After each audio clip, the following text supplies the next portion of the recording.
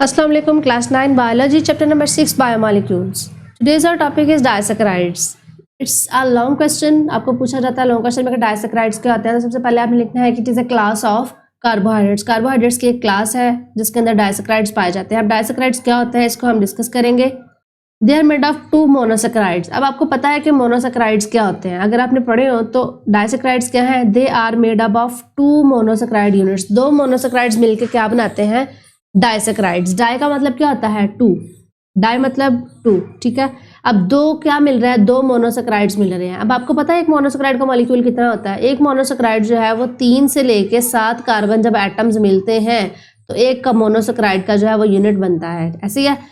अब for example मेरे पास ये 3 कार्बन वाली एक मोनोसैकेराइड है, ठीक है, प्लस इसके अंदर ऐड होगी 3 कार्बन वाली ही एक और मोनोसैकेराइड, तो क्या बन जाएगी, डाइसैकेराइड।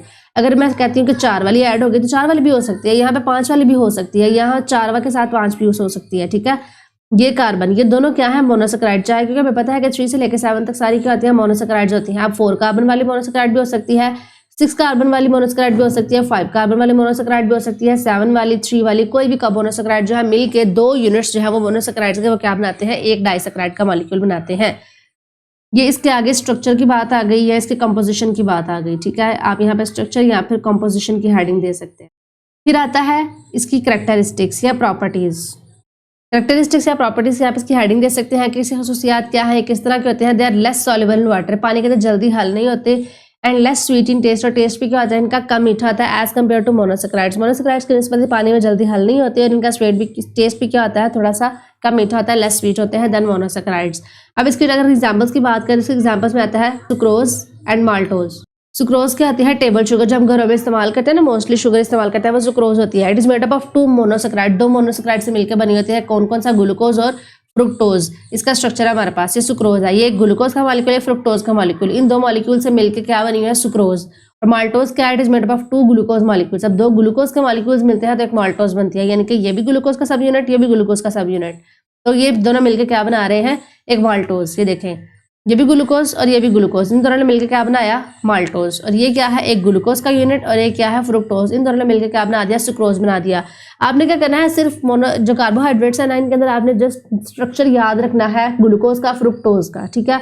जब आपने ग्लूकोज और फ्रुक्टोज का स्ट्रक्चर याद कर लिया तो आपको ऑटोमेटिकली क्या है, ये समझ आ जाएगी कि किस तरह से वो मिले। अब मैं आपको दिखाऊं थोड़ा सा, तो ये देखें, यहाँ से ग्लूकोज की कार्बन नंबर 1 और यहाँ से किसकी, फ्रुक्टोज की कार्बन नंबर 2। ये देखिए कार्बन नंबर 1 तो इसके नीचे अटैच है, ये 1, ये 2, कार्बन नंबर 2 और कार्बन नंबर 1 इन्होंने क्या किया, आपस में इनके साथ हमारे पास OH लगे हुए थे। यहाँ पे भी OH था, यहाँ पे भी क्या था, OH। O ने क्या कर लिया, बॉन्ड बना लिया। अब यहाँ से ये देखें, ये H और ये H, ये OH और ये H, दोनों मिलकर क्या बना दिया, वाटर, पानी बना दिया, ठीक है, ये वाटर हो गया। अब इसके दरम्यान जो ये O बचा ना, इस O ने क्या कर लिया, आपस में बॉन्ड बना लिया। बाकी सारा स्ट्रक्चर एज इट इज रहेगा। ये देखें, HOH एंड थर्ड वाली कार्बन आपको पता डिफरेंट होती है, यहाँ पे OH है, यहाँ पे H है, ऊपर H नीचे OH, और फिर यहाँ पे क्या लगा हुआ है, H और साथ CH2OH, ठीक है। ये हमारे पास स्ट्रक्चर है ग्लूकोज का, ये स्ट्रक्चर है फ्रुक्टोज का। सेम एज इट इज रहेगा, सिर्फ क्या होना है कि कार्बन नंबर 2 और कार्बन नंबर 1 जो है, कार्बन नंबर 1 किसकी, ग्लूकोज की, और कार्बन नंबर 2 को जो है वो फ्रुक्टोज की। उसने क्या करना है, आपस में जो H2O और H था उन्होंने मिलकर वाटर बना दिया, और साथ जो ऑक्सीजन था उसने एक बॉन्ड बना लिया आपस में। तो ये दोनों 2 मॉलिक्यूल्स मिलकर क्या बना रहे हैं, एक disaccharide which is called sucrose. Same as it is maltose. Maltose के अंदर क्या होगा, कार्बन नंबर 1, इसके भी कार्बन नंबर 1, यहाँ पे OH था, यहाँ पे भी क्या था, OH। ये O और ये H मिलकर क्या बना दिया, वाटर। वाटर निकल के बाहर, तो पीछे O ने क्या बना लिया, डबल बॉन्ड, यहाँ इसके साथ बॉन्ड बना लिया डबल यूनिट्स के साथ ग्लूकोज के। तो ये हमारे पास क्या स्ट्रक्चर बन गया, माल्टोज का, विच इज अ डाइसैकेराइड। यानी कि 2 कौन से यूनिट्स मिले, मोनोसैकेराइड्स के, तो उन्होंने क्या बना दिया, डाइसैकेराइड। C6 आपको पता है जो ग्लूकोज है वो एग्जाम्पल किसके है, मोनोसैकेराइड की। तो 2 मोनोसैकेराइड मिलेंगे तो एक क्या बन जाएगा, डाइसैकेराइड। तो ये हमारा छोटा सा टॉपिक था आज का। होप्स आपको समझ आ गया होगा। अल्लाह हाफिज।